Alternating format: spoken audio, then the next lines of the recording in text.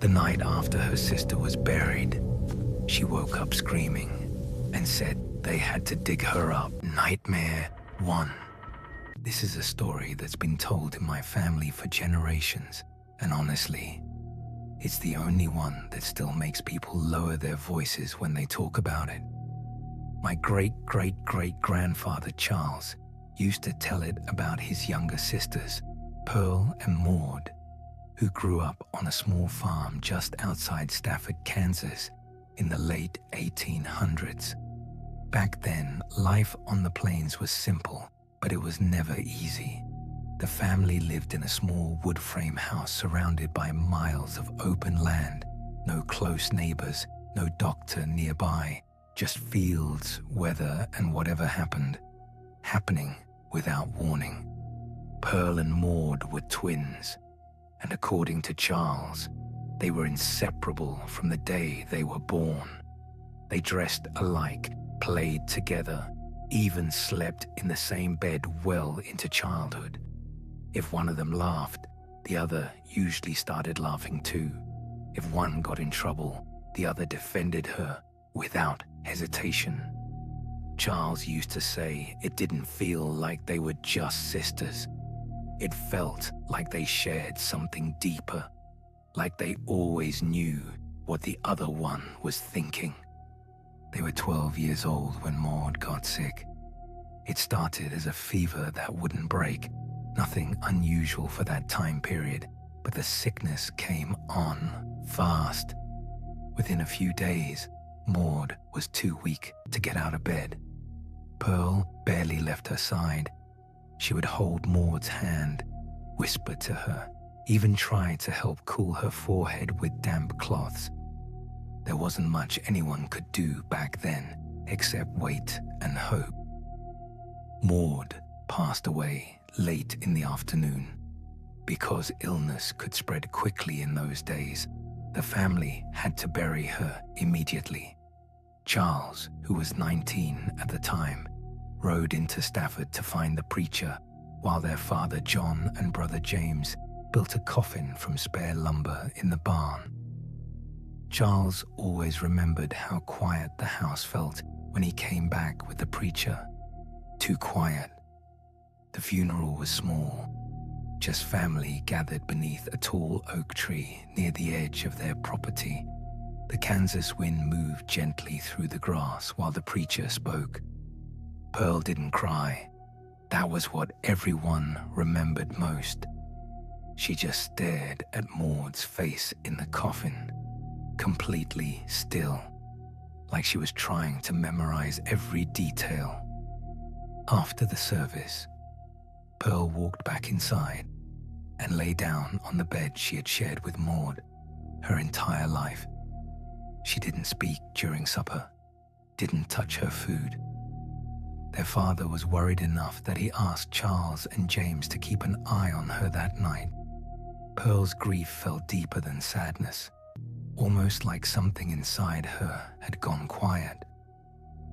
When Charles went to bed, Pearl was already lying on top of the blankets in her Sunday dress, staring at the ceiling. He later said she looked so still, she almost reminded him of Maud in the coffin. Sometime in the middle of the night, Charles woke to a scream so loud it didn't sound human. Pearl was thrashing in the bed, gasping for air like she couldn't breathe. Her hands clawed at the empty air above her chest, her feet kicking violently against the mattress. Charles lit the kerosene lantern with shaking hands, while James ran to wake their parents. By the time everyone returned, Pearl had gone completely still again.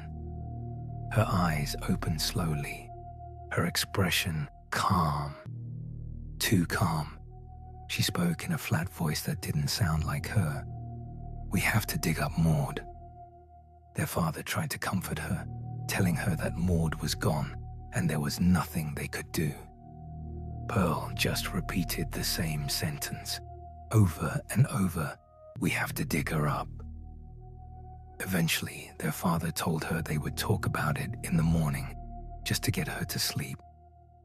Pearl nodded and immediately lay back down like nothing had happened. At sunrise, Charles woke and saw Pearl's bed was empty. He already knew where she had gone.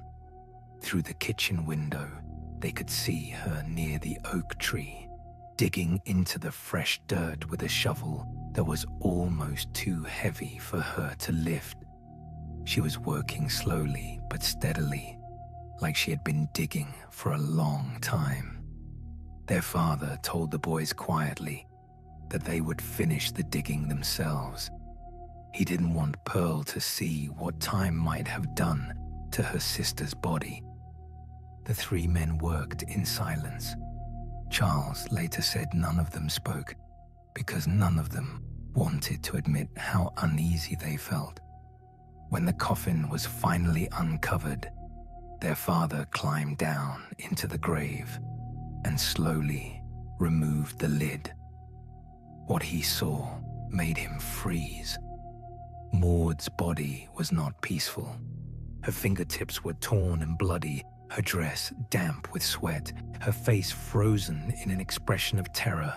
Inside the coffin lid were scratch marks, deep ones, like she had clawed desperately at the wood. Charles said the silence that followed felt heavier than anything he had ever experienced. Their father spoke quietly but firmly. "This stays between us." They reburied Maud exactly as they had found her. When they returned to the house, Pearl was sitting on the floor, calmly playing with paper dolls, as if nothing had happened. Their mother looked at them anxiously.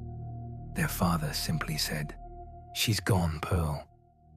Pearl looked up, confused. "Who's gone?" "Maud," he answered. Pearl tilted her head slightly. "Who?" According to Charles, Pearl never spoke Maud's name again. Not once. She lived a long life, married, had children, and by all accounts was happy. But no one ever mentioned the twin she once couldn't live without. And no one ever explained how Pearl knew that Maud needed to be dug up. Losing someone is supposed to bring closure, a funeral, a goodbye, a chance to accept what happened. But sometimes, something feels unfinished. If you enjoy true stories that feel unsettling because they could actually be real, subscribe to Nightmare Central. The Final Nightmare is one of the most well-known small-town hauntings in Kansas, and many people still refuse to step inside that house. Nightmare 2. I didn't really believe in haunted houses. Not completely. I believed in bad wiring, creaky floors, people letting their imaginations run a little too far after midnight. But I also grew up in Kansas, and if you live here long enough, you hear about certain places whether you want to or not. One of those places is the Sally House in Atchison.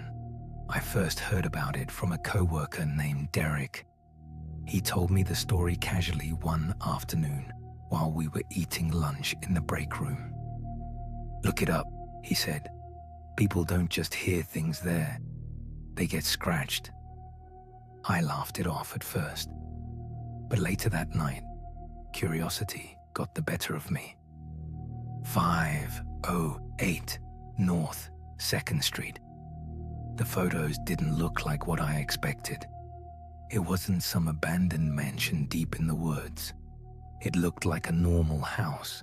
Small, white siding, front porch, neighbors on both sides. That almost made it worse.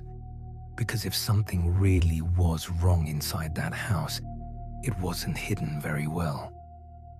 A few weeks later, Derek asked if I wanted to go with him. He had booked an overnight investigation. I almost said no, but a part of me wanted to prove to myself that it was just another exaggerated ghost story. We arrived just before sunset. Atchison felt exactly like most small Kansas towns. Quiet streets, older houses, the Missouri River somewhere beyond the hills. Nothing about the neighborhood looked unusual, except for the way the Sally house seemed to sit, slightly darker than the houses next to it. It's hard to explain, but the exterior felt heavy, like the air around it wasn't moving the same way. Inside, the house was smaller than I expected. Narrow staircase, low ceilings, a child's room upstairs that investigators often refer to as the nursery.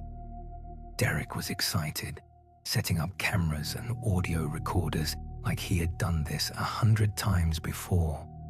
I mostly just looked around, noticing normal details. Scratches on the wood floor, old trim, faint smell of dust and something slightly metallic. Nothing paranormal, just old. Around midnight, things were still quiet. Too quiet. No traffic sounds, no dogs barking. Even the usual house noises seemed absent. Derek suggested we try sitting separately for a while to see if anything happened. I stayed upstairs in the small bedroom. He went downstairs near the living room. At first, nothing happened. I remember thinking how ridiculous the whole situation felt. Grown adults sitting in the dark, waiting to be scared. Then I heard something. Soft. Almost like fabric moving across carpet. I assumed Derek had come upstairs.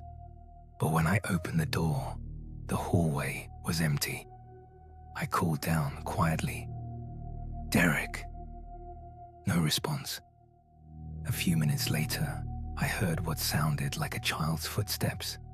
Light, uneven, like someone pacing slowly back and forth. I checked the hallway again. Nothing. I told myself old houses make noises when temperatures drop at night. Wood contracts, pipe shift, normal explanations. Then the REM pod Derek had set in the nursery suddenly lit up. No one was near it, no phones, no movement, just flashing lights in a silent room. I walked in slowly and sat down on the floor. The air felt colder in that room. Not dramatically colder, just enough to notice. I tried something I had seen investigators do online. "If anyone is here, you can come closer." Nothing. Then, from somewhere near the closet, I heard what sounded like a soft, dragging sound, like someone slowly pulling their hand across the wall. When I looked, the closet door was still closed, but I suddenly had this overwhelming feeling that someone was standing very close behind me. Not touching, just close. Too close. I turned quickly. No one there. But the air felt different. Heavier. Almost irritated. That's the best way I can describe it. Like whatever was there didn't want me sitting in that room. I stood up and went downstairs to find Derek. Before I could say anything, he asked, "Did you just run down the hallway?" I told him no. He said he heard footsteps above him. Heavy ones, not light, not childlike, heavy, as if someone had walked from one side of the upstairs to the other. We decided to stay in the living room for a while. About 20 minutes later, I felt a sharp burning sensation across my stomach. Not extreme pain, more like a sudden sting. I lifted my shirt slightly and saw 3 thin, red lines. Fresh, parallel, like scratches. I hadn't walked into anything, hadn't leaned against anything.